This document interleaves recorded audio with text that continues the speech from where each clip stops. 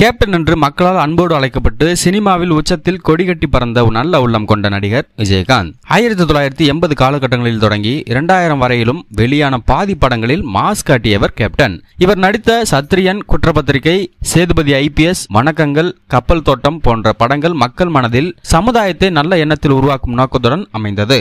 இதன்பின் சில நாட்களில் சினிமாவை விட்டு நகர்ந்த விஜயகாந்த் அரசியலில் ஈடுபட தொடங்கினார். தினமும் அவரது வீட்டில் மக்களுக்கு சாப்பாடு குறையில்லாமல் இருக்கும்.